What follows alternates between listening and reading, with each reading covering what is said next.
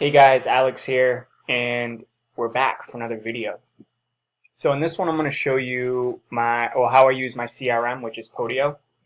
Podio is free, by the way, so it doesn't cost you anything. And here are the apps that I use. Basically, I'm going to wing this under 15 minutes per usual.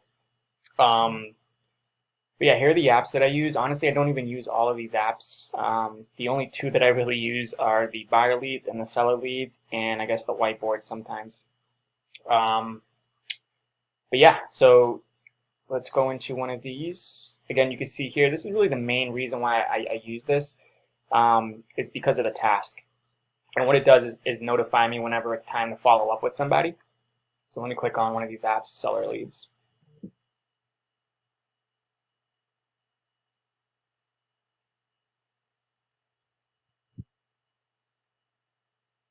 And we'll just click on Doreen.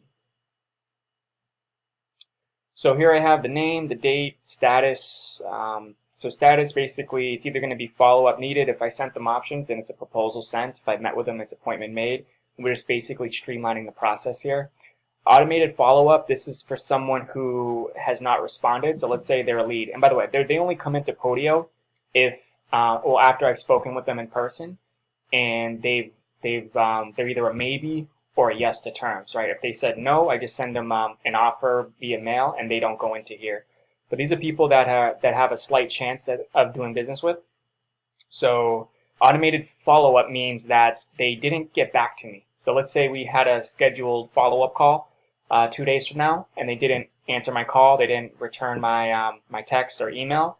I might set up one more call 2 days later, and if they don't respond to that, then they go into my automated follow-up series, which I'm still in the process of working on, by the way. So I don't have like a set like follow-up system for sellers. I just have other priorities right now, but this is someone who I need to send an automated follow-up message series once I get that squared away. Able to slide dial. So I use slide broadcast as voice mail drops. And basically, if it comes back like undetected or unable to leave a voice drop, then I put them here that it wasn't able to do it, and I know not to include them in my follow-up voice drops in the future. Motivation, self-explanatory, just my opinion, whether they're high, medium, or low. Follow-up, I basically have they're either hot, they're medium, or they're cold, or they're dead. Builder landlord. So builder landlord is someone that has multiple properties. They're either a rehabber or, again, a landlord. So the reason why I have this here is if they're a yes, then there's someone that I could follow up with. So let's say I have a buyer who has a really good down payment and they're 18 to 24 months away.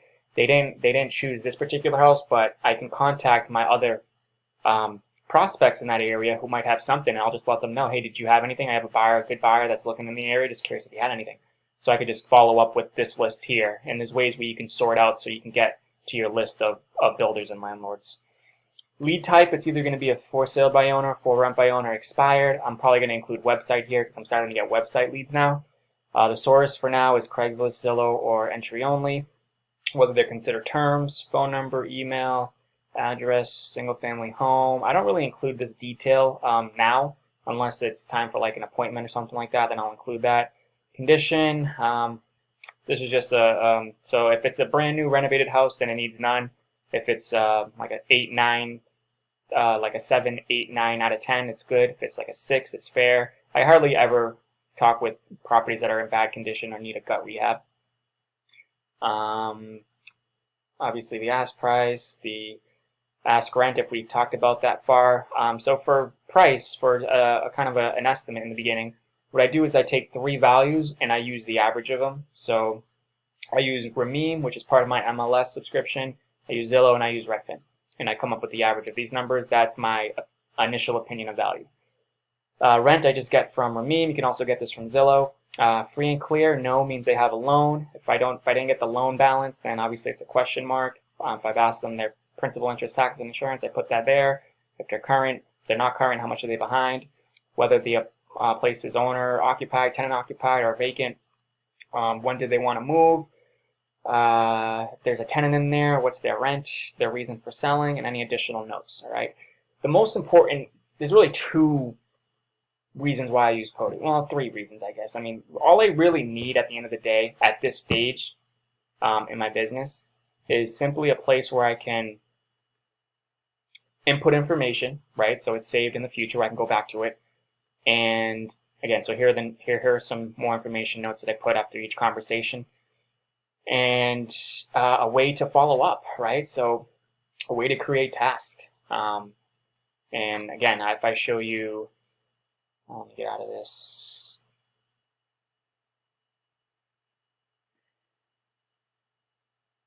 Activity. And here's basically my follow-up list right here. So I actually sent this person an offer today. I know my next here's basically my follow-up list, right? Here are the people I need to follow up with, and each one has notes. So what happens is Podio sends me an email each day of who I need to follow up with. That's really all I need. There's really not much. I have no automation right now. It's just not a priority for me.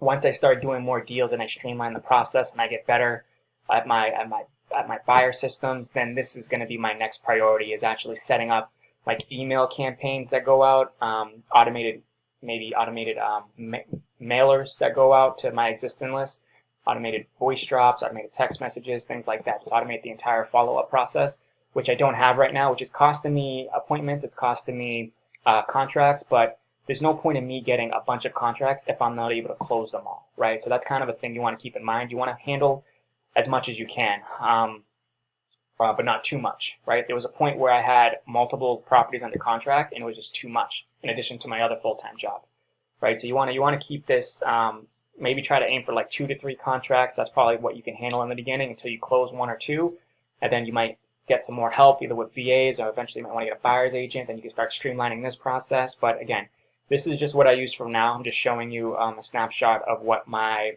database looks like and what I use for Podio. Eventually, I see myself graduating to something like Infusionsoft, right? Infusionsoft, I think it's only $60 a month, and it's robust. It's a great way it's a great system. Versus something like Podio, which is free. I know you can add like automation with GlobalFlow. I'm not there yet. I don't want to spend too much time focused on that. It's a good way to, what do they call it?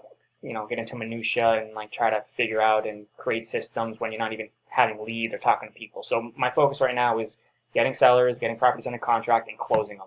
Right now I have 1 property under contract. I'm expecting another one soon. And it's really getting my buyer systems tweaked better and better each time, and closing these out, right? Because there's no point in getting contracts if you're not able to close them. But that's the seller leads. Here's the buyer leads. Again, I just save whoever I think is a good buyer. I just save their information here, and that way I can follow up in the future if I have come across a property. I'm pretty primitive, to be honest with you, when it comes to like the CRM portion of it.